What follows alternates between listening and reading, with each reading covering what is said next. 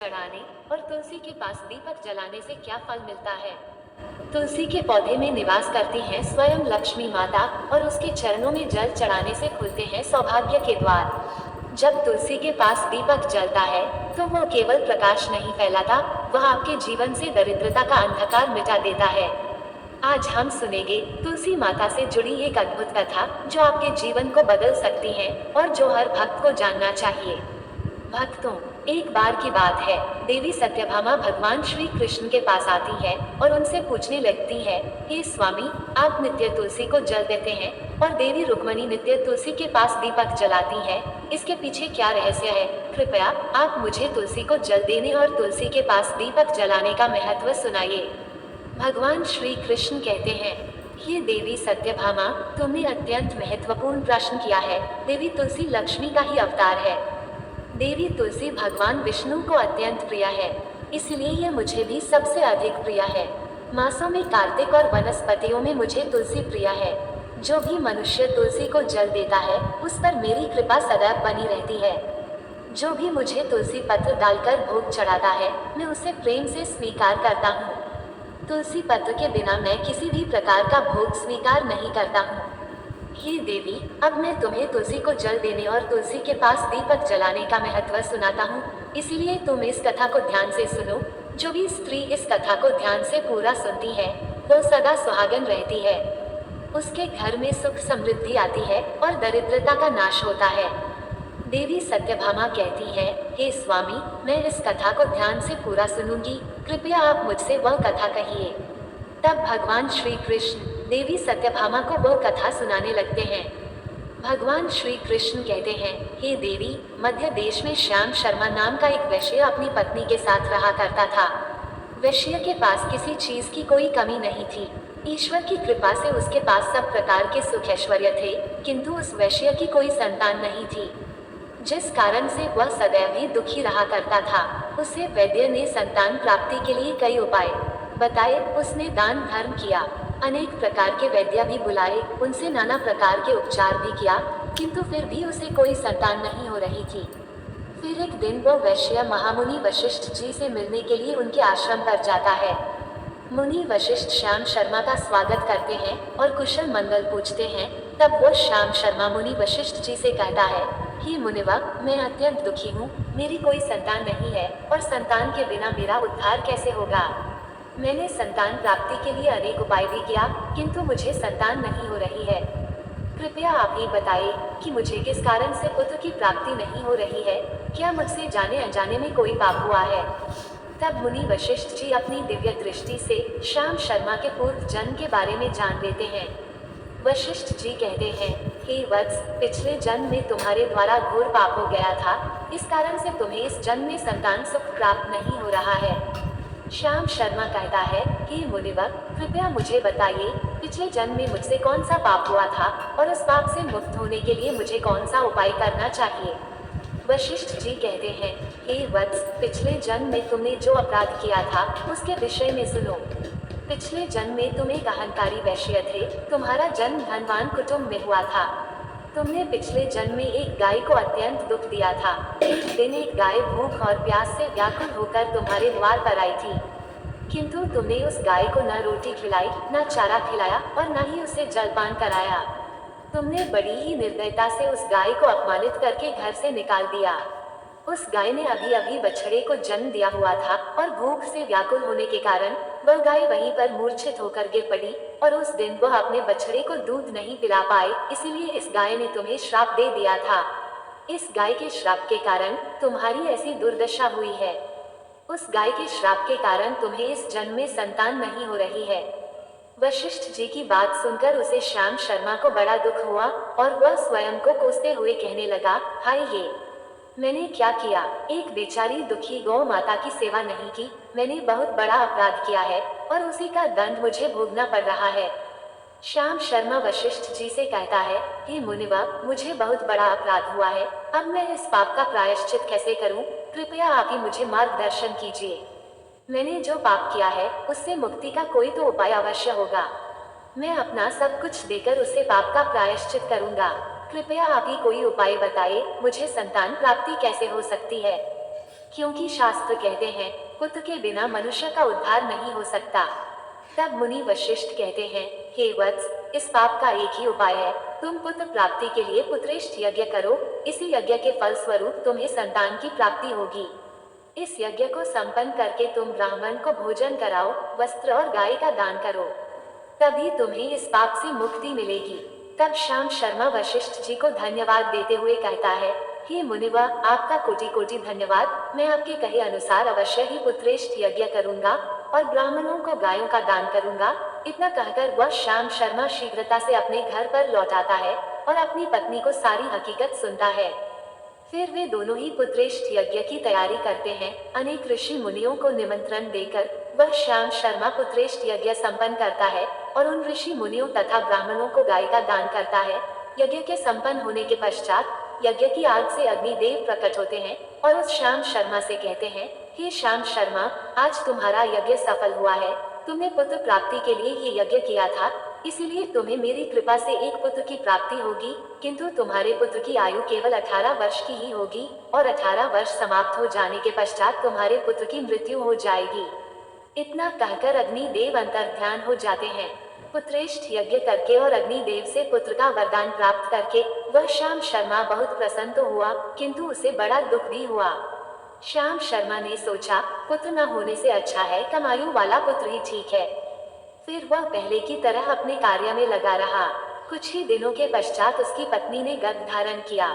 श्याम शर्मा ने पुत्र के जन्म से पूर्व किए जाने वाले सभी संस्कार किया और फिर उसे एक अत्यंत सुंदर पुत्र की प्राप्ति हुई। वो बालक बड़ा ही तेजस्वी दिखाई पड़ रहा था। श्याम शर्मा ने पुत्र के जन्म के बाद किए जाने वाले भी सभी संस्कार किया और पुत्र को गुरुकुल में शिक्षा प्रदान की। श्याम शर्मा का पुत्र जैसे जैसे बड़ा होने लगा, श्याम शर्मा को बहुत अधिक चिंता सताने लगी।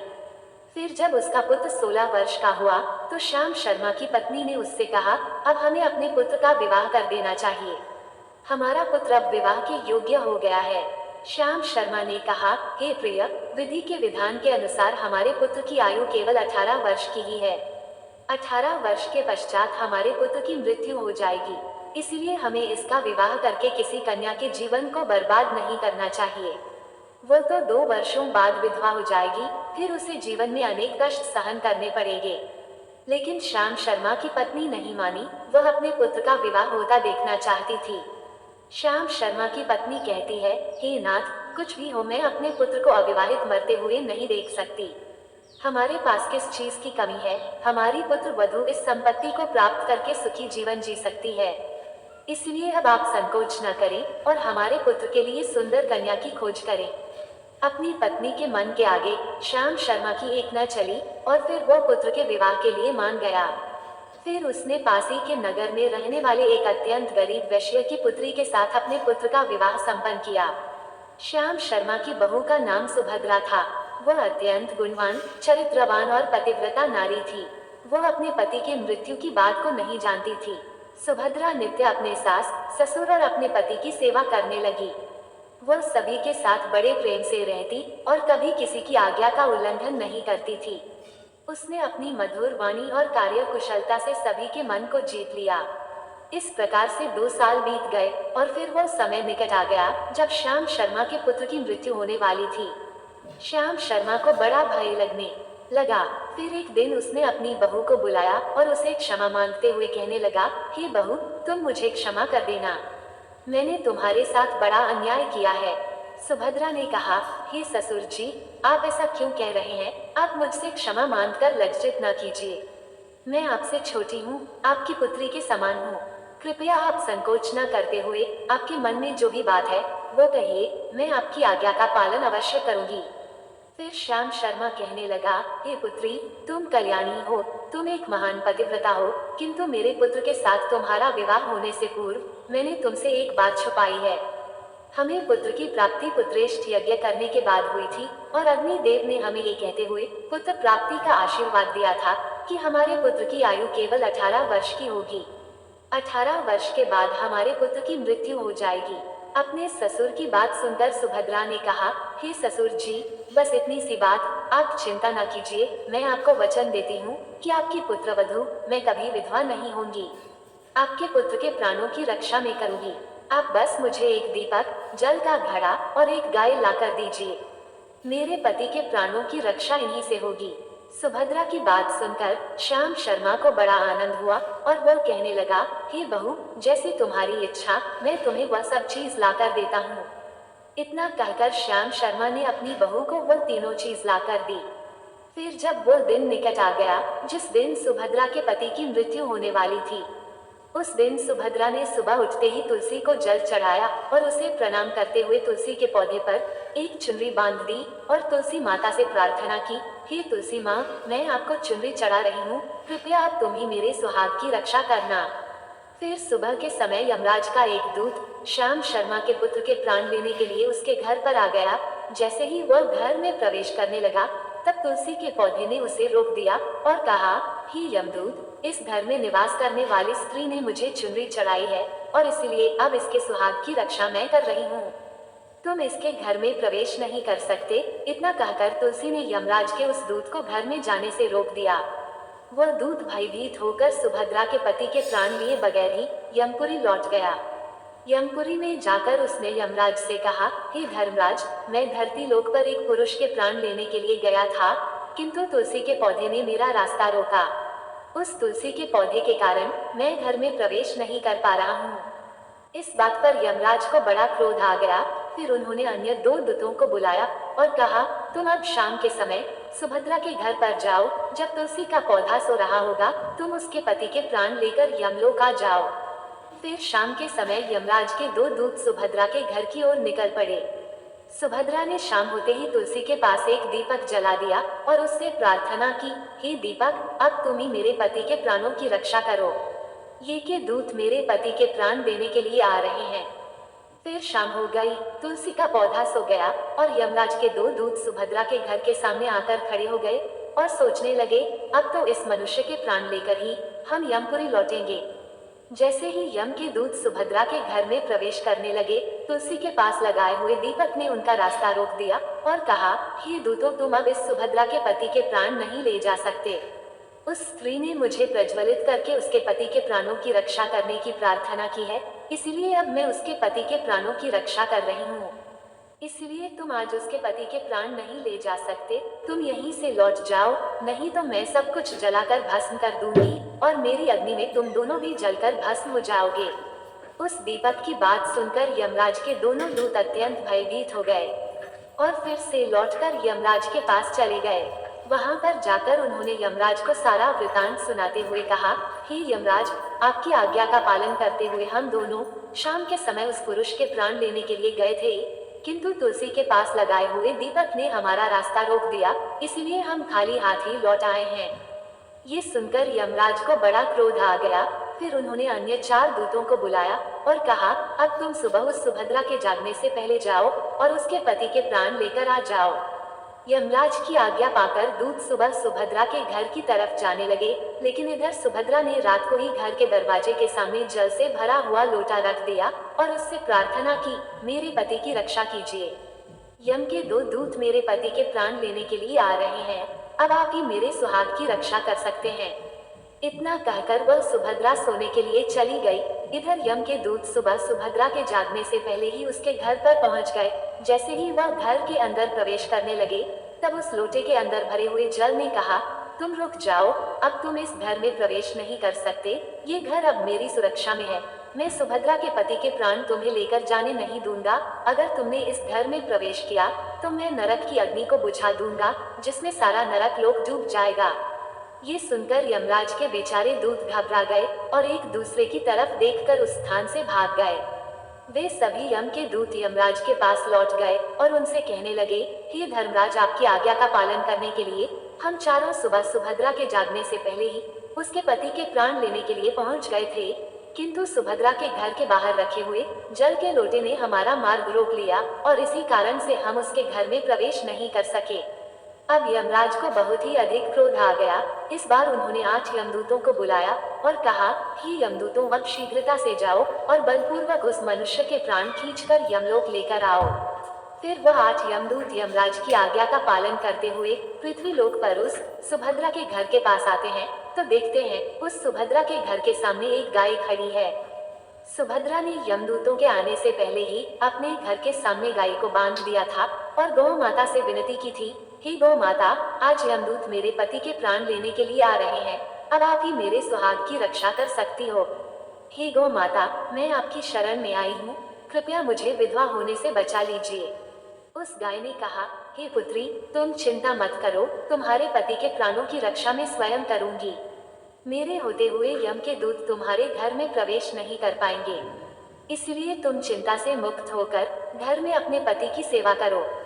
फिर जैसे ही वे यमदूत घर के अंदर प्रवेश करने के लिए आगे बढ़ते हैं, तब वो गाय उन्हें रोक देती है और कहती है, इस घर में तुम लोग प्रवेश नहीं कर सकते, इस घर की रक्षा मैं कर रही हूँ।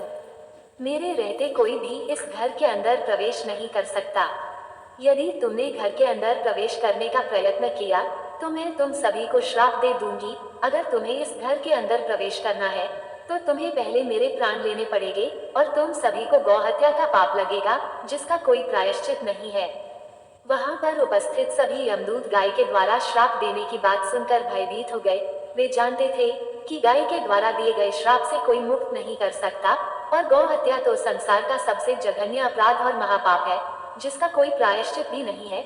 इसलिए वे सभी वहां से लौटकर यमराज के पास चले गए। यमपुरी जाकर उन यमदूतों ने यमराज को सारा वृतांत सुनाते हुए कहा, हे धर्मराज, उस सुभद्रा के पति के प्राणों की रक्षा एक गाय कर रही है। उस गाय ने हमें श्राप देने की बात कही, इसलिए हम सभी भयभीत होकर वापस लौट आए हैं। हम में गाय का सामना करने की शक्ति नहीं है। उन यमदूतों की बात सुनकर यमराज आग बबूला हो गए और स्वयं भैंस पर सवार होकर पृथ्वी लोक की ओर निकल पड़े। यमराज अपने भैंस पर सवार होकर उस सुभद्रा के घर के पास चले आते हैं। यमराज को अपने घर के सामने खड़ा हुआ देखकर सुभद्रा भयभीत हो जाती है और जल्दी से आकर यमराज के चरण स्पर्श करके उन्हें नमस्कार करती है और उनकी स्तुति करने लगती है। हे यमराज, आप तो तीनों लोगों के प्राणियों पर कृपा करने वाले महान देवता है।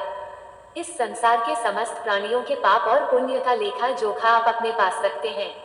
हे न्याय के देवता धर्मराज, मैं सत्य धर्म का पालन करने वाली पतिव्रता स्त्री हूँ। मैं आपको बारंबार नमस्कार करती हूँ, कृपया मुझे आशीर्वाद दीजिए। सुभद्रा के द्वारा की गई स्तुति से यमराज अत्यंत प्रसन्न होते हैं और उसे अनजाने में ही सदा सुहागन रहो ऐसा कहकर आशीर्वाद देते हैं।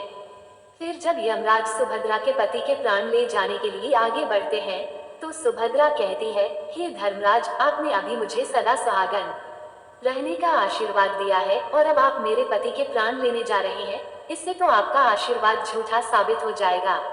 ये सुनकर धर्मराज रुक जाते हैं और सुभद्रा की ओर देखकर मुस्कुराने लगते हैं। सुभद्रा के निर्मल हृदय और अपने पति के प्रति समर्पण भाव को देखकर यमराज अत्यंत प्रसन्न होते हैं। सुभद्रा की ओर देखकर यमराज कहते हैं, हे पुत्री, आज तुमने साक्षात मृत्यु को ही पराजित किया है।